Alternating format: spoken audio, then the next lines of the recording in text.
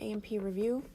So we're going to be talking tonight both about the central nervous system as well as the peripheral nervous system. We will focus tonight on central nervous system pharmacotherapeutics, autonomic nervous system pharmacotherapeutics, and then when we talk about somatic, that will be more in the musculoskeletal unit. So remember, central nervous system is basically brain and spinal cord. Peripheral nervous system is cranial nerves, spinal nerves, peripheral nerves, basically anything outside of the CNS. Down here, remember that you have two types of neuronal pathways when we're talking with the central nervous system and then basically the peripheral nervous system. So anything that is within the central nervous system is called a preganglionic axon. Here is your ganglion, autonomic ganglion, and that comes to become very important when we're talking about receptors. And then anything outside the central nervous system is the postganglionic axon. You will then have effect on visceral effector organs, certain other sites that we'll talk about when we're talking about the receptors. So remember that the autonomic nervous system is basically homeostasis. It regulates internal regulation for both rest and stress. So fight or flight, rest and digest. We are under central control, especially with the hypothalamus impact and solitary nucleus, and it is based off peripheral vascular efference signals. So remember, you have your spinal cord, and remember that you have afferent pathways that come in. It goes up the spinal cord and then interpreted by the brain.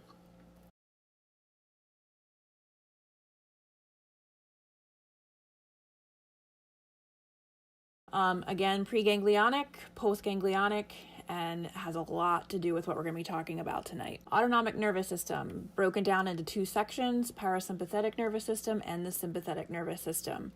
Acetylcholine is the neurotransmitter that starts basically from the first initiation of the preganglionic into the autonomic ganglia, and then after we get out of there, then we may have a different neurotransmitter.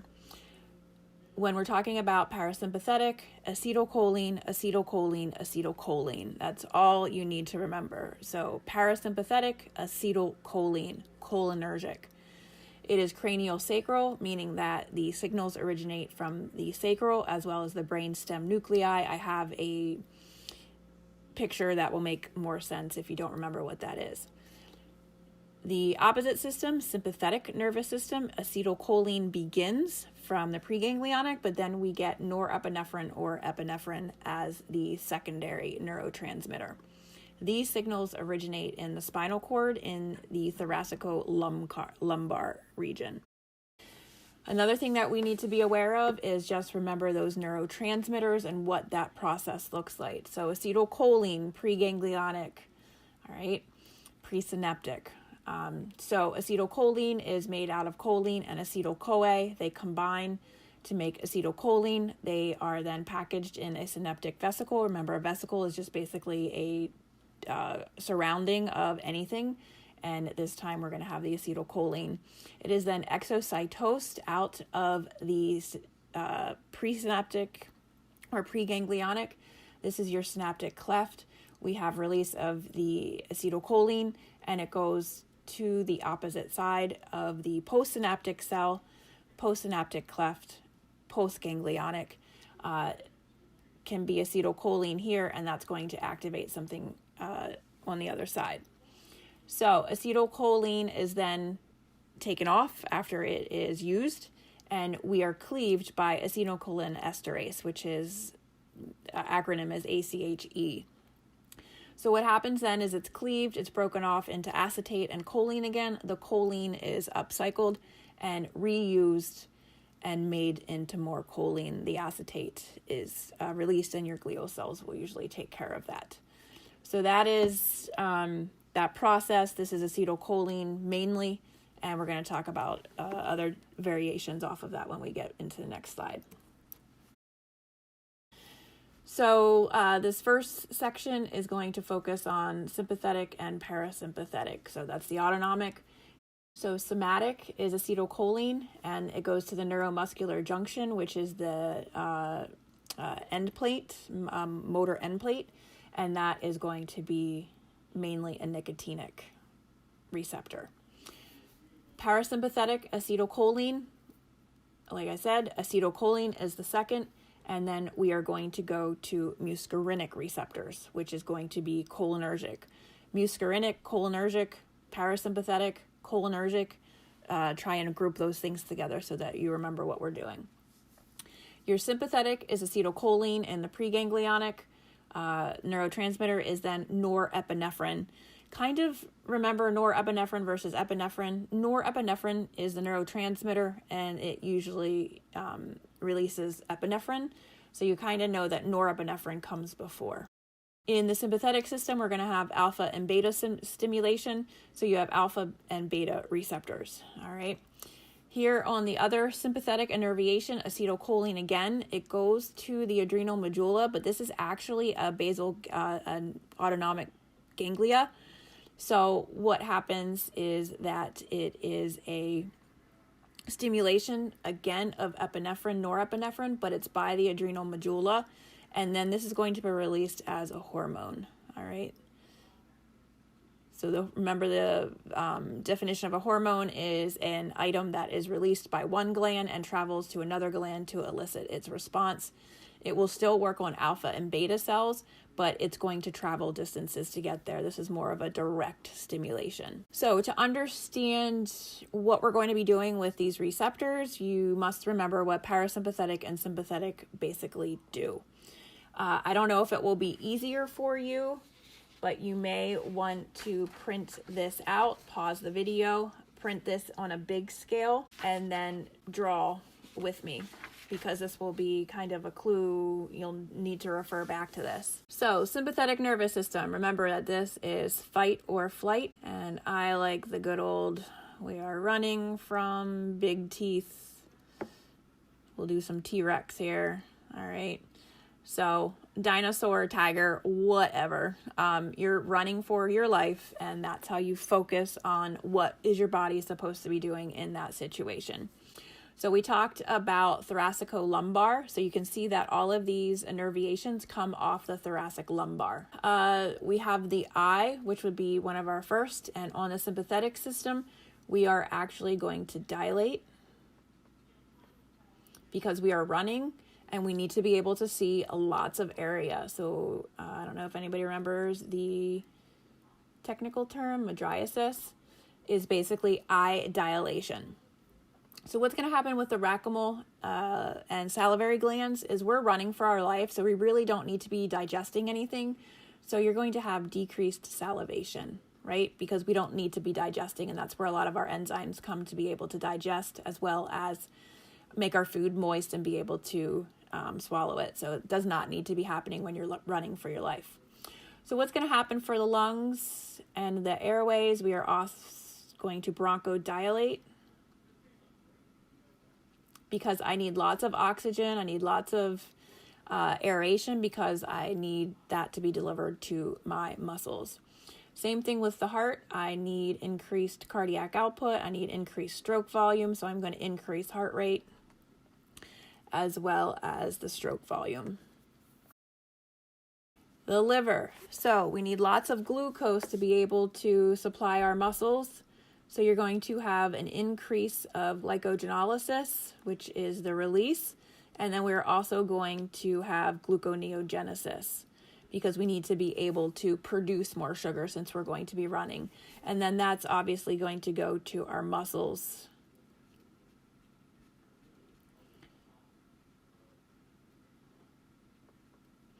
And fuel those muscles so that we're able to continue to run. So what's going to happen with the stomach in this is we are going to contract sphincters and relax muscle. We do not need to digest right now. So we're going to relax the muscle wall of the stomach. We're going to contract the sphincter so nothing gets through.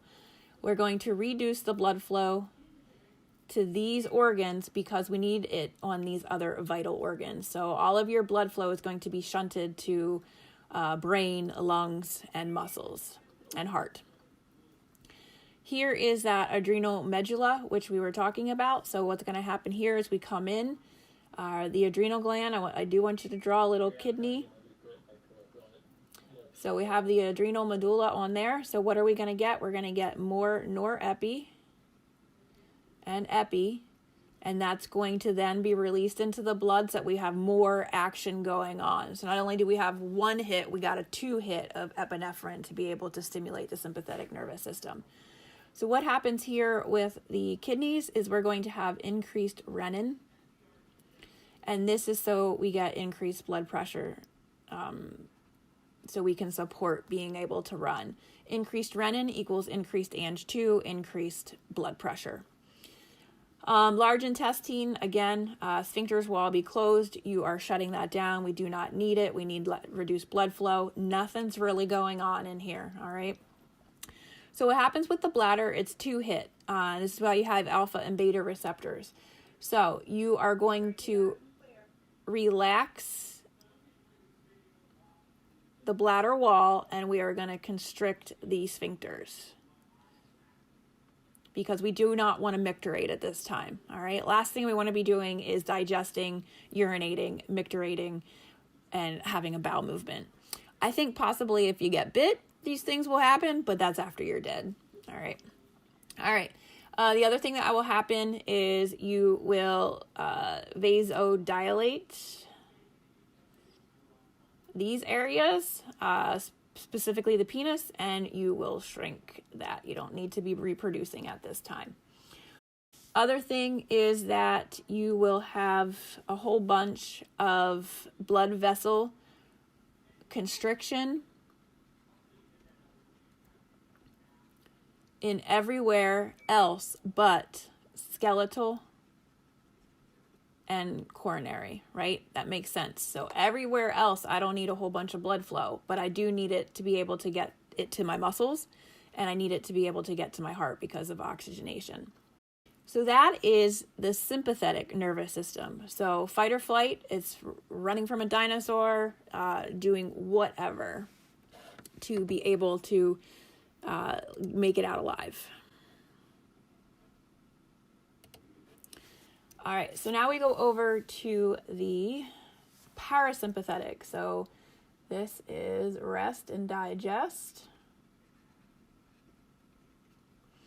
And it is cranial sacral. So we have cranial and we have sacral points, all right? And that's where that name comes from.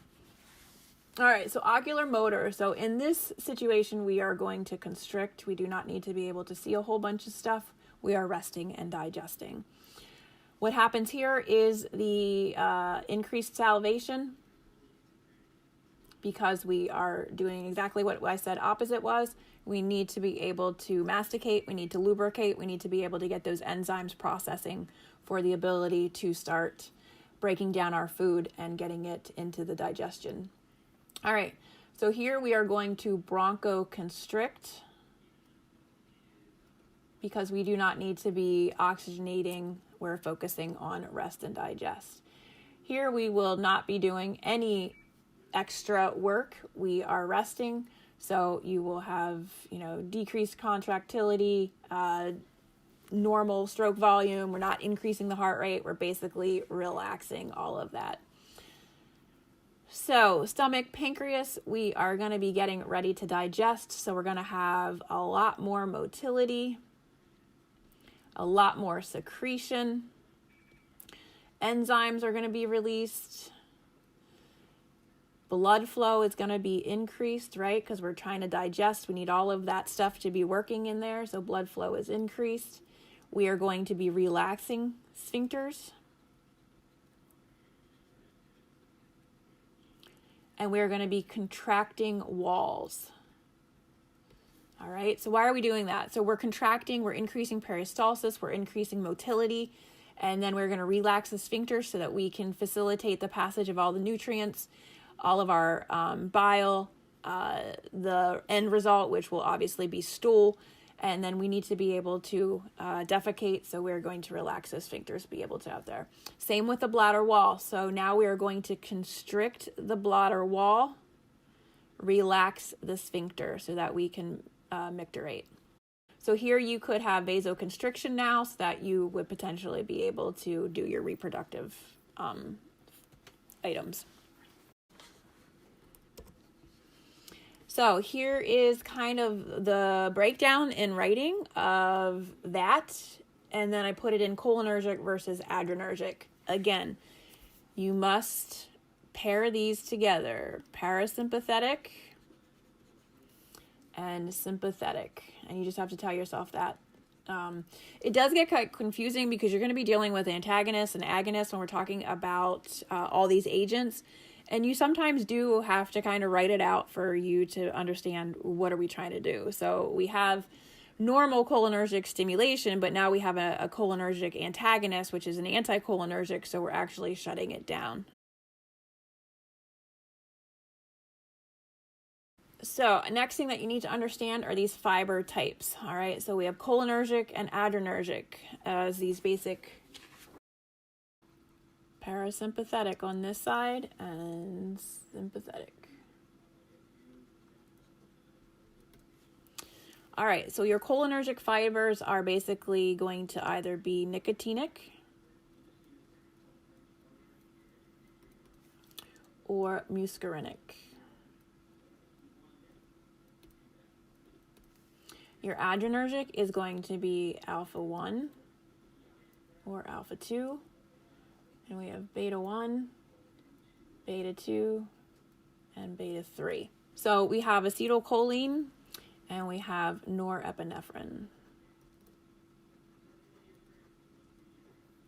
So nicotinic, we have two types of nicotinic receptors we're going to be talking about. They are written as NN and NM. So remember neuromuscular. And we talked about that earlier. That's that somatic. And that is your voluntary skeletal muscle. The NN is preganglionic.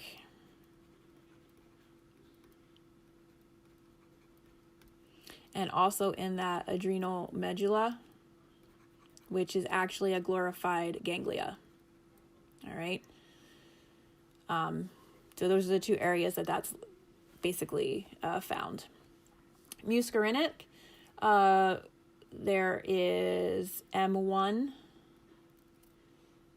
2, and 3, and M4 and 5. A lot of what we're going to focus on with the cholinergic agents are going to be M1, 2, and 3. M4 and 5 are present, but they're not as strong as a receptor action target. They are looking at a lot more of these related to Parkinson's and Alzheimer's, more dopaminergic. So it'll be interesting when they come with some research in the future.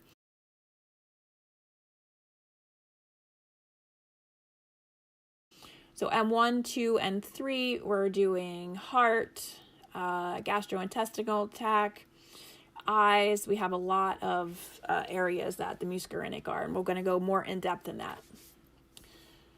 Like I said, M4 and 5, not really. They are in the CNS, but we don't really focus too much there right now.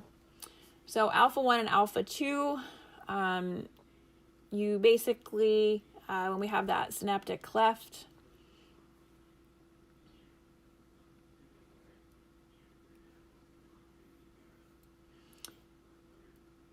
receptors over here, going to be alpha 1, beta 1. Alpha 2 is actually presynaptic, so it's on here. And that actually inhibits norepi. And then it actually is anti-sympathetic, and that's how we get some. The beta 1, beta 2, and beta 3, we all know beta 1 is heart, beta 2 is lungs, beta 3 is adipose tissue. Your alpha 1, just think vascular smooth muscle.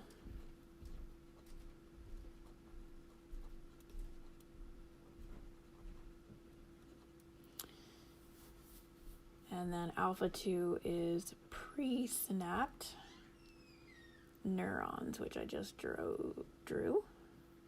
Okay. So that's kind of the flow and just how you can easily kind of group what we're going to be talking about. We're going to go much more in depth on that in a few more slides, but that's just kind of the schematic representation of what we're going to be doing. So when we talk about these receptors, understand that we have them basically coupled with G protein. Remember back in patho, we talked about second messenger and the fact that a lot of these receptor ligand compilations, they cannot get through the cell membrane unless they have some type of receptor that has second messenger on the other side to help facilitate the end action. So as we see here, here's adrenaline, noradrenaline, neurotransmitter. It's a ligand once it's in this form, and you have alpha, 1, 2, and beta. So what happens here is that your ligand comes in, it binds to alpha 1, and it needs help facilitating cross over the cell membrane, and that's where this G-coupled receptor comes in. So what does it mean by G-coupled? So basically, it is a receptor on the outside, connects with a receptor on the inside. The GQ is kind of a catalyst to get into that second messenger to get something done. All right, so you have GQ, GI, and GS, and I have them written out here for you on the other side. So GQ, remember, is contraction, contraction, calcium. So that's what this is basically delineating over here. Then we have alpha 2, which is GI, which is inhibitory, and this basically is going to inhibit neurotransmitter release of norepinephrine and ends up with smooth muscle relaxation. Beta is going to be GS, so beta 1, beta 2, and beta 3 are always GS, and basically that's prosympathetic as well, so almost contract. We have calcium again in contraction on beta 1, but then on beta 2, we're going to have smooth muscle relaxation, increased bronchodilation, and vasodilation. So just understand that beta 1 and beta 2 are going to act differently, but all the betas are GS coupled. So when we get into the nicotinic receptors, then we both of NN and NM do the same mechanism of action. They are not necessarily coupled receptors, but they are going to work on the ion channels, right? So we have an increased influx of sodium causing rapid depolarization, and here is a picture of that. So just knowing the differences and understanding that you have that connector with the G-coupled and nicotinic receptors do not require that. Your G-coupled will also be on your muscarinic, and I do have that delineated. There's no easy way to really remember the muscarinic ones. So the adrenergic receptors, alpha 1, alpha 2, beta 1, beta 2. The medications are going to be agonists or antagonists, and we're going to go through basically alpha blockers and adrenergic agonists, but we're not going to go over beta blockers too much because you're going to be covering that more in the cardiovascular unit. So why do I have these grouped alpha 1, beta 1, and alpha 2, beta 2? Because I want you to understand that alpha 1 and beta 1 are excitatory, meaning that it's going to speed everything up and enhance sympathetic activity. And when you look at this stuff over here, it makes sense. Alpha 2 and beta 2 are inhibitory, and that is going to lead to enhanced parasympathetic tone. On the next slide, I have this all written out for you. This would be a very good sheet for you to understand. It's basically looking at the receptor, its G-coupling, and its actions and effects. All right. So understanding alpha 1 excitatory, smooth muscles, eyes, lungs, blood vessels, bladder, prostate, sphincters. All right. I went over all of this with that picture schematic. Here is it just written out with some other tidbits of information that you need to know about. So please review this and understand it. We're going to go over some of them, ones that we didn't go over on the previous slides. So beta 1, here is that renin, increased AND1 and 2 conversion, aldosterone, ultimately leading to increased blood pressure. Increased chronotropic and inotropic effects of the heart, increased heart rate and force. You can see here, beta 1, GS, alpha 1, GQ. Alpha 2, blood vessels, smooth muscle, inhibitory, GI, inhibitory. Relaxed blood vessels, decreased vascular tone, resistance by inhibition of norepi. Decreased GI, smooth muscle, tone, and motility. It's pro-platelet and anti-insulin. So you're going to clot very easily, and you're going to have blood sugar issues if you are on an alpha 2. All right, beta 2 is inhibitory. Lungs is going to be bronchodilation. Smooth muscle, decreased GI tone and motility. Uterus, relaxation, smooth muscle. That's why beta 2 is a tocolytic on uterus and used in childbirth. Liver is going to be increased glycogenolysis, as well as resulting in increased blood sugar levels. Cholinergic receptors, muscarinic or nicotinic medication classes are on the cholinergic side. So cholinergic agonist, cholinergic antagonist. And there are the other names that they go by. Here again is delineation of those receptors and more information there. Going to go over it again on the next slide as I have the important parts. So basically a synopsis of what you need to know related to the muscarinic and nicotinic. Basically a synopsis of what you need to know for alpha and beta. All right. So muscarinic, brain and glands, autonomic ganglia will affect arousal, REM, increased memory and attention. And then exocrine glands, gastric, basically increases histamine release. GQ, it is excitatory, right? Muscarinic, 2. So heart, and it inhibits, GI, inhibitory. Decreases that heart rate by inhibiting atrial ventricular node and sinitral SV node, all right, resulting in bradycardia. Reduces force of contraction, and it has negative chronotropic and ionotropic effects. Muscarinic 3, so basically everywhere else that you have a muscarinic receptor, glandular lubrication, stimulatory. So lungs, increased secretion, contraction of bronchi equals bronchospasm. GIGU, increased secretions, contraction of GIT tract, absorption, digestion, motility. Blood vessels. So this is plus nitrous oxide is going to allow for vasodilation. Eyes, you're going to contract the pupillae sphincter, which leads to meiosis, which is eye constriction. M4 and M5, I said, they're there. Again, there's not very many action receptors, not many medication targets. They're really looking at this stuff in the future. Here's its action, direct action, regulation of potassium and calcium ion channels in the substantia nigra, and may regulate dopamine release, and that's why they're really looking at it for Parkinson's and things like that. Here's your nicotinic. So nicotinic receptors are activated by nicotine. All right, so neuromuscular junction, and then postsynaptic ganglia, adrenal medulla.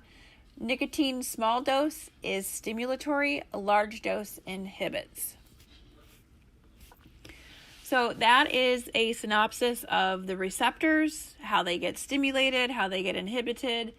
So understanding all of those actions, I have tried to kind of write it out for you so you kind of have ways to focus on that. So let's get into autonomic pharmacotherapeutics. So there's all of the agents that we're going to be talking about. So we're going to start with alpha-2 agonist in the central.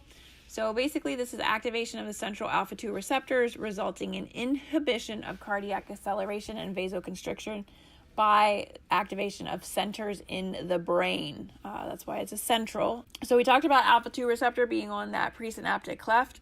Major drugs here are clonidine and methyldopa, also guanabens and guanfacine. They're all used. I focused on clonidine because I think that's the most common one that we think of. Used as second and third line drugs in the treatment of hypertension.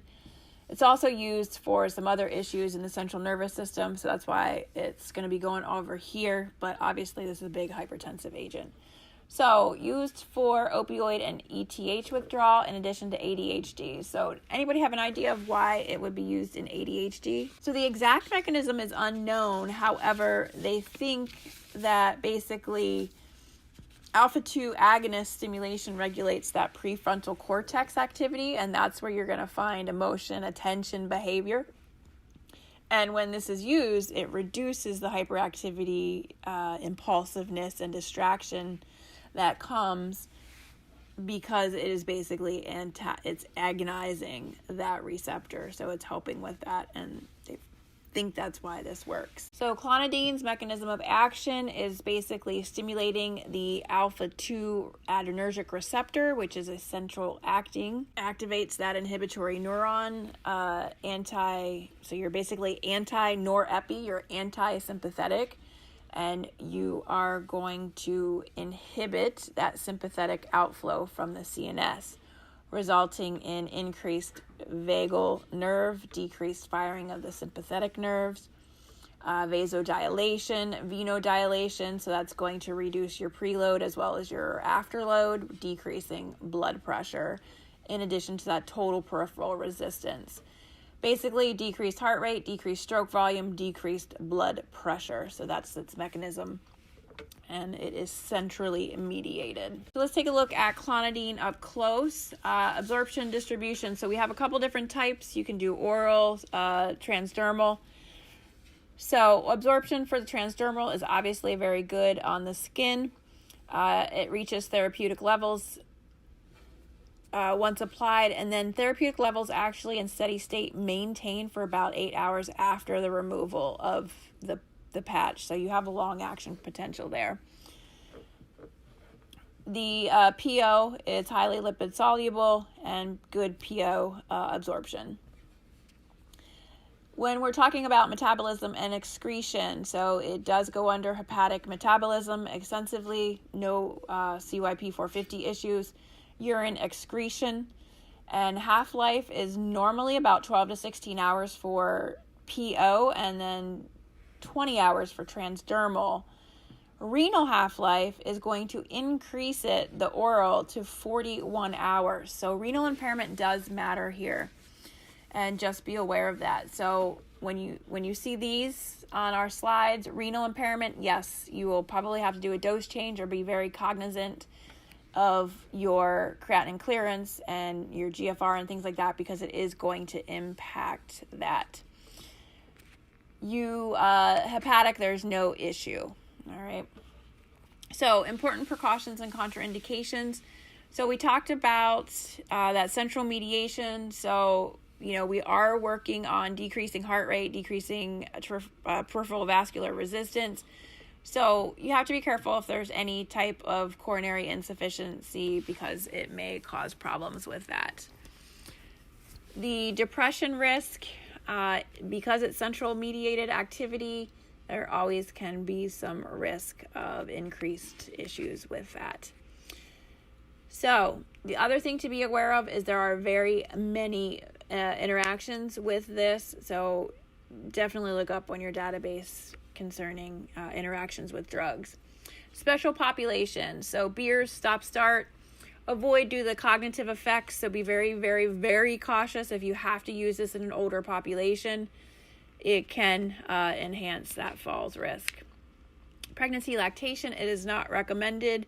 It crosses over the amniotic fluid, placenta. It's also found in breast milk. So it's not one of those that you would want to use. And then it is available in pediatric doses, and you can use it. All right.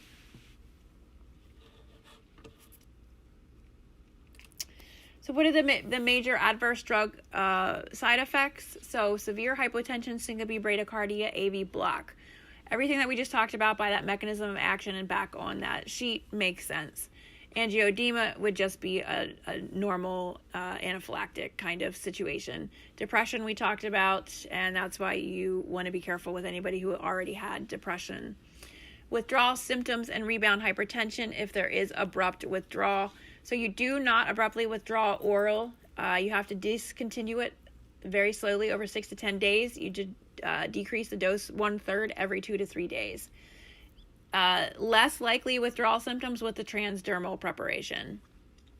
Signs and symptoms of withdrawal symptoms are increased BP, diaphoresis. It's basically a catecholamine release. It's just like this dump of catecholamine. So all that sympathoadrenal, boom. So that is what happens once you have clonidine on and then all of a sudden it's not on. So common reactions: headache, somnolence, abdominal pain, nausea, constipation, and nightmares. All right, monitoring and follow-up. So we do want to get a creatinine at baseline because of what we just talked about. Renal half-life is doubled. So you want to know what that is. Vital signs, especially if there's any type of coronary cardiac conduction issue, be very, very careful. And then you want to have a heart rate and a BP at baseline. Next up is adrenergic blockers. So these are the antagonists against your adrenergic receptors. So we have the alpha blockers, which are going to lead to vasodilation once alpha is blocked. And we do use those for hypertension, BPH, Raynaud's, and migraines. Beta blockers, we're going to briefly go over it. You do need to know mechanism of action, selective versus non-selective, and why we choose one or the other, but obviously beta blockers are mainly used for hypertension, so you will see them again when we go over cardiac meds.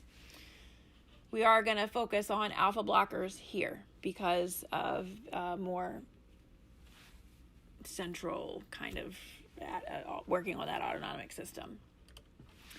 All right, so your selective alpha-1 blockers are all the OSINs. And Solodicin is the only one, but it's got the sin end, but it doesn't have that zosin end, so just be aware of that. But sin is on the end of them. And very easy to remember, the non-selective alpha 1 and 2 are phentylamine and phenazobenzamine. So here's kind of that cascade again. So we have norepinephrine, we have alpha 1 receptor. Prazosin is an alpha 1 selective, so it's going to block basically here. What is that going to lead to? So we are going to have decreased baroreceptor reflex, decreased BP related to that action.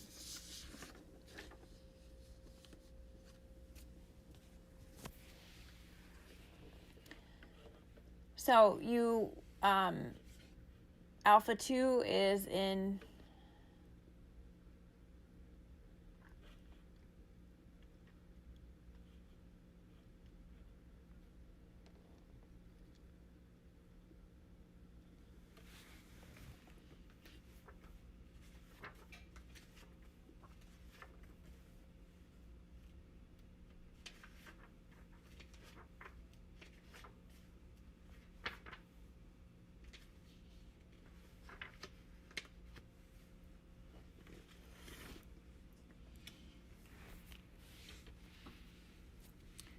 Okay, so we're going to focus on alpha blockers first. All right, so you can see here the difference between the selective and the non-selective. So when we talk about alpha blockers, that selective alpha 1, it's that all typical OSIN or SIN as your ending. So very easy to group it, and that's why I kind of put it away.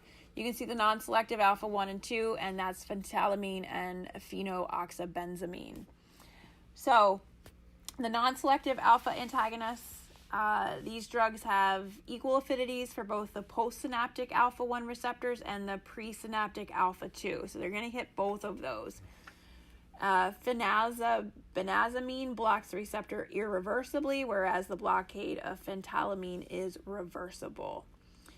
They will result in a lower blood pressure because of the blockade of the postsynaptic alpha 1 receptor. In addition, blockade of the presynaptic alpha 2 results in cardiac stimulation, and that is related to the negative feedback inhibition of the neurotransmitter being blocked, which would be norepinephrine.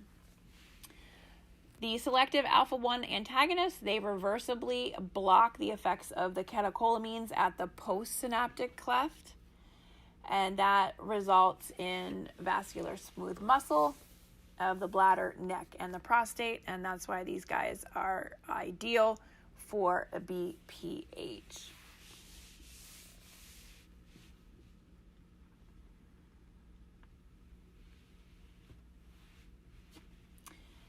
Of these, tamsulosin, afluzocin, and silodosin have increased selectivity for alpha-1 receptors in the prostate, and as a result, they have little effect on the blood pressure. So if you had somebody who had low blood pressure, but you still needed to treat their BPH, then you would go for doxycycline, silodosin, or tamsulosin. So if you needed to have somebody that had maybe a blood pressure issue and you wanted to be more selective, you would want to choose afluzocin, silodosin, and tamsulosin. They would be more ideal. All right, let's take a look at our first pharmacobrief. So I'm not going to read this. It's all there. Basically, the patient has nightmares. He was diagnosed with post-traumatic stress disorder. You have chosen prazosin, an alpha-1 antagonist, to treat the patient and his nightmares. Why does this medicine work for this situation?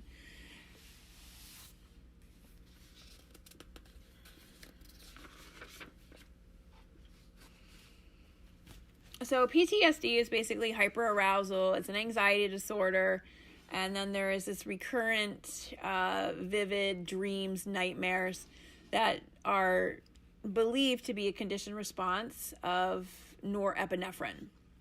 So the alpha-1 antagonist inhibits norepinephrine, thereby releases norepinephrine, thereby reducing the nightmares caused by the conditioned norepinephrine response. Theory, there's no definitive, but that's what they believe happens. All right, what would be 3 concerns related to prescribing this medication? So we're going to be going over this in the next couple slides. As long as nobody was in left field, everybody was pretty much right if you got these answers that we're going to be talking about. So prazosin mini press is used for hypertension, BPH, nightmares, antagonizes peripheral alpha-1 adrenergic receptors. And here is basically a look at peripheral alpha-1. All right. So absorption and distribution, GI oral's pretty good. It's widely distributed, no issues, and it is highly protein bound. So this is available in oral mainly. Metabolism and excretion, it is liver extensively, but there is no CYP that is known. The excretion is also bile and feces, which is greater than urine.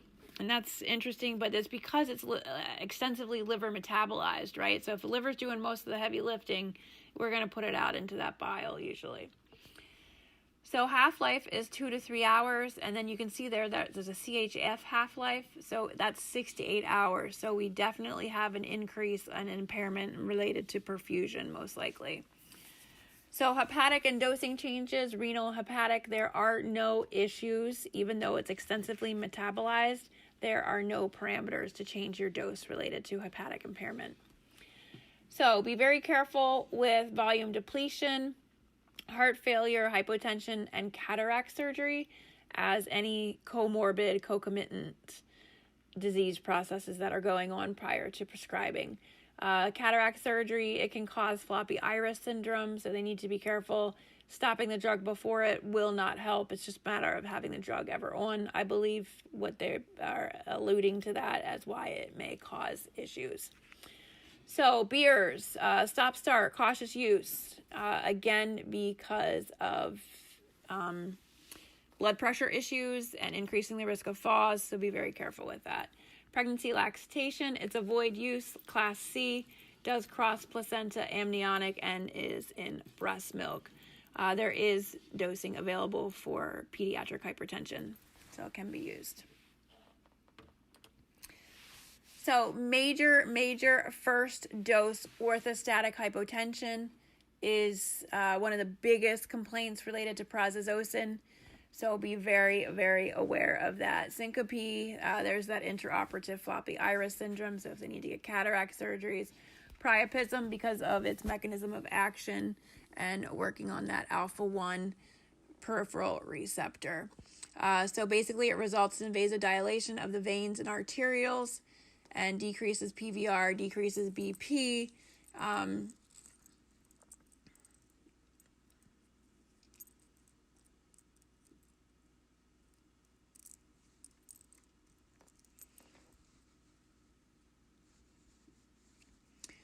Dizziness, headache, palpitations, nausea are other common complaints.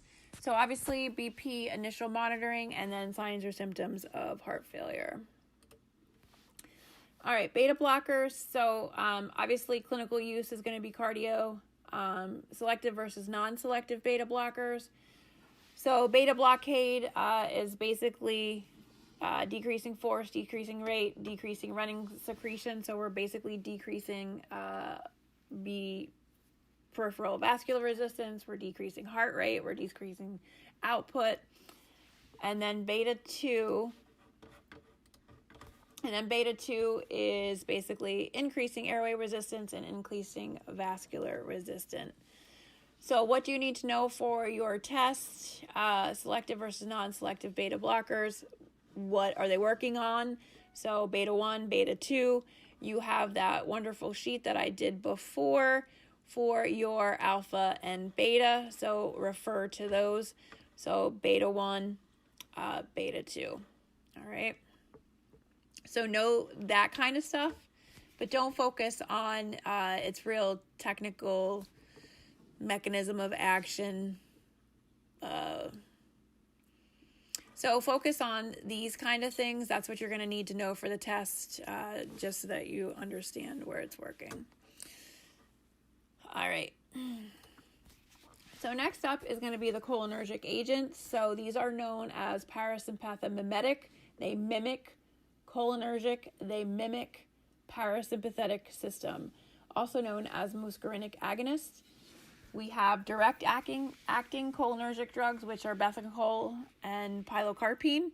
And then we have some indirect cholinergic, and that is the cholinesterase inhibitors. An example would be neostigmine.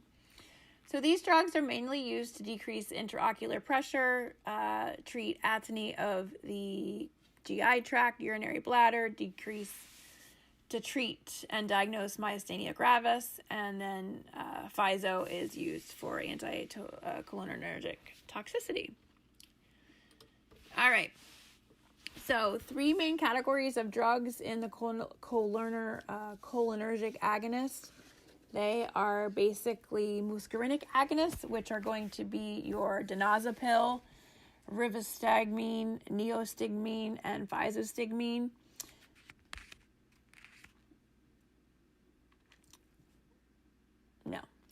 So 3 major categories of drugs in here: muscarinic, cholinesterase inhibitor, and ganglionic stimulants. So muscarinic is going to be the metacholines, betacolines, cholinesterase inhibitor, donazepam, physostigmine. Ganglionic stimulants are basically nicotine and lobeline. So we talked about this a little bit before. We have choline and acetyl-CoA combines to make acetylcholine. Synaptic vessel is released at the synaptic cleft, preganglionic, postganglionic. So then we basically come over here, and acetylcholinesterase is what's going to cleave and break it down after it has been used. And then you'll have reuptake of the choline. Acetate goes away.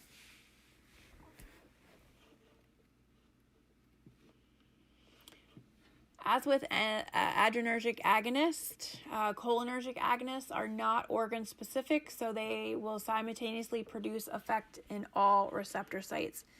And that's where you get your cholinergic side effects related to that. So let's take a look at bethanacol. The other name is uricoline. And it basically stimulates cholinergic receptors, increasing detrusor muscle tone and GI motility, causing bladder contractions. What is it used for? Neurogenic bladder. It is not used for reflux.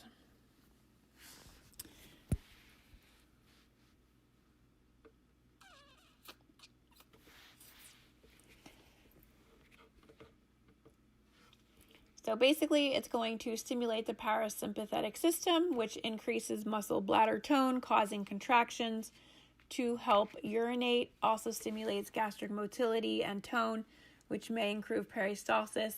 You know, you could consider this a prokinetic in some sense of the form because you are stimulating gastric motility. And there's a picture of it. So basically, neurogenic bladder atony, because you are focusing on the parasympathetic. If you remember how we drew the picture, when we are in the parasympathetic, we are contracting the bladder wall. We are releasing the sphincter so that you can micturate.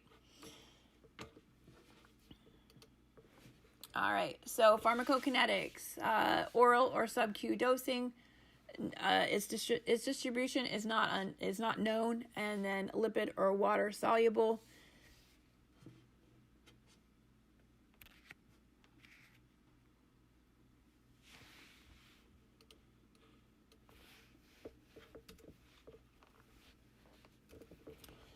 Okay, pharmacokinetics of bethanechol. So absorption distribution mode is oral or sub-Q, widely distributed. It's not known.